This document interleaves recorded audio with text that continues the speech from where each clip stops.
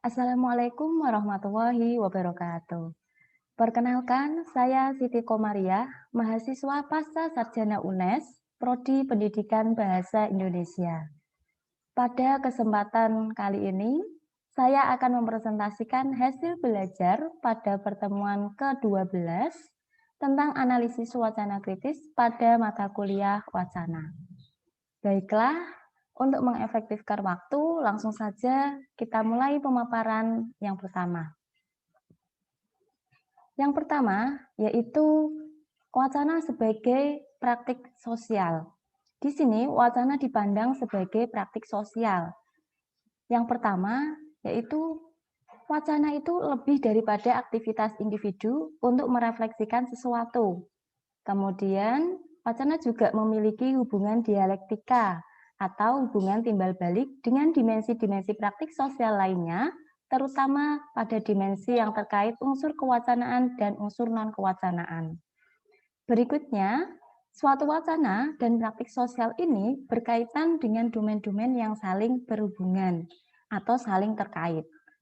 Kemudian, pada implikasinya, struktur sosial bagian dari realitas, juga berhubungan secara dialektis dengan diskursus atau praktik sosial. Jadi, pada intinya, dialektika antar struktur sosial dan diskursus atau praktik sosial ini menjadi poin penting dalam konstruksi analisis wacana kritis. Nah, praktik sosial ini tidak semata-mata sebagai refleksi dari realitas dan tentunya bersifat independen. Namun selalu berada dalam hubungan yang dialektis dan aktif dengan realitas dan bahkan dapat mentransformasikannya. Begitupun sebaliknya, realitas dapat mempengaruhi dan membentuk praktik sosial. Nah, implikasinya ini yaitu struktur sosial ini merupakan bagian dari realitas yang tentunya berhubungan secara dialektis dengan diskursus atau praktik sosial. Kemudian, hubungan wacana dan kekuasaan. Di sini wacana memiliki keterkaitan atau hubungan dengan kekuasaan. Ada kaitannya. Kekuasaan bukan hanya beroperasi lewat jalur-jalur formal hukum dan institusi negara dengan kekuasaannya untuk melarang dan menghukum, tetapi juga beroperasi lewat serangkaian wacana untuk mendefinisikan sesuatu atau suatu kelompok sebagai benar atau buruk. Kemudian hubungan yang kedua yaitu suatu kekuatan ini atau kekuasaan dapat direalisasikan dalam bentuk wacana, sehingga teks nantinya mengandung kekuasaan dari penyampai pesan. Kekuasaan ini dapat disampaikan secara langsung maupun tidak langsung.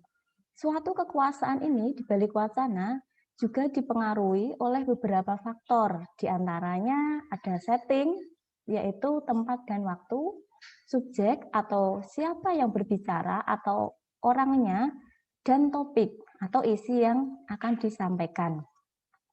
Berikutnya, kekuasaan dalam berbagai wacana ini dapat direpresentasikan menggunakan tindak tutur yang unik dan kontekstual. Ini bisa melalui tindak tutur dan penggunaan strategi bertutur. Sebuah wujud kekuasaan dapat diamati dan digambarkan secara konkret atau secara nyata. Identifikasi bentuk-bentuk kekuasaan ini juga akan dapat tergambar secara jelas dengan fungsi-fungsinya. Selanjutnya, wacana kebenaran ini dibentuk dan diproduksi melalui sebuah proses dan mekanisme kuasa. Wacana tidak bisa berdiri sendiri secara otonom dalam kerangka kebenaran objektif. Namun, lebih dari itu, wacana menjadi bagian yang tidak bisa dipisahkan dari proses dan mekanisme kekuasaan. Selanjutnya, ada contoh kaitan dari wacana dan kekuasaan. Di sini saya mengambil contoh kuasa untuk melahirkan dokter itu pada proses pendidikannya. Ada kekuasaan melalui struktur pembentuknya, mulai dari dosen, pejabat fakultas, dan pemelihara pengetahuan kedokteran itu yang pada akhirnya nanti akan membentuk sosok seorang dokter sebagai pemegang kuasa ilmu pengetahuan dalam bidang kedokteran. Nah, kekuasaan dalam konteks ini itu bisa diartikan sebagai menormalisasi atau menstabilisir sesuatu sesuai bidang kuasa tentang pengetahuan itu sendiri, serta kekuasaan yang mematok dari dan atas nama dan yang mendisiplinkan, dan kekuasaan yang demikian itu menyebar dan beroperasi dalam mekanisme-mekanisme sosial yang ada. Selanjutnya, teks berita dalam paradigma kritis. Paradigma kritis ini mempunyai pandangan tersendiri terhadap berita yang disajikan oleh media melalui bagaimana berita tersebut diproduksi dan bagaimana kedudukan wartawan dan media bersangkutan dalam keseluruhan proses produksi berita. Ini menurut pendapat Erianto pada tahun 2003 terdapat pada halaman 31. Kemudian, paradigma kritis ini memandang bahwa kedudukan wartawan dalam media itu sebagai bagian dari unsur masyarakat yang memiliki prinsip dan pandangan tersendiri. Jadi, wartawan yang ada di dalam sebuah media itu merupakan bagian dari masyarakat yang tentunya memiliki prinsip dan pandangan tersendiri. Kemudian, dalam analisis teks berita, ini diaplikasikan dalam analisis teks berita, paradigma kritis ini memandang berita itu bukanlah sesuatu yang netral dan menjadi ruang publik dari berbagai pandangan yang berseberangan dalam masyarakat. Kemudian, media pun juga sebaliknya adalah ruang di mana kelompok dominan menyebarkan pengaruhnya dengan meminggirkan kelompok lain yang tidak dominan. Oleh karena itu, media ini berperan penting terhadap pemapanan nilai-nilai dominan. Selanjutnya, terdapat beberapa contoh yang saya ambil judul teks paradigma kritis yang ada di media tulis. Saya di sini mengambil 5 judul teks. Yang pertama, itu ada judul Analisis Wacana Paradigma Kritis Teks Berita Penghinaan Pancasila oleh Habib Rizik Syihab pada siword.com dan liputan6.com. Ini yang pertama ini dianalisis berdasarkan pada media siword.com dan media liputan6.com.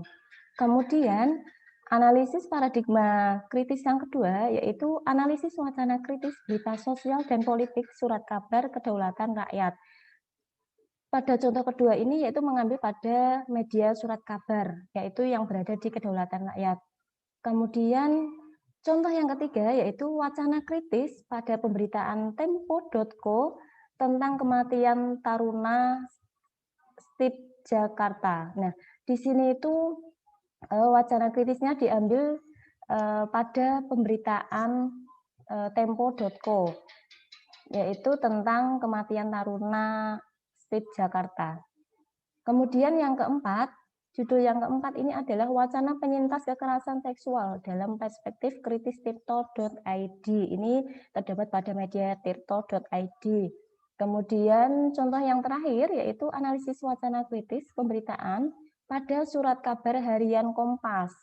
Di sini membahas tentang pemberitaan pencalonan Budi Gunawan sebagai Kepala Polisi Republik Indonesia pada tanggal 7 sampai 16 Januari 2015. Nah, ini adalah beberapa contoh judul teks paradigma kritis yang ada di media tulis yang saya ambil sebagai referensi untuk menganalisis tentang paradigma kritis. Nah, sekian. Terima kasih dari saya, presentasi dari saya. Apabila ada kesalahan, saya mohon maaf. Akhirul kalam, billahi taufiq wal hidayah. Wassalamualaikum warahmatullahi wabarakatuh.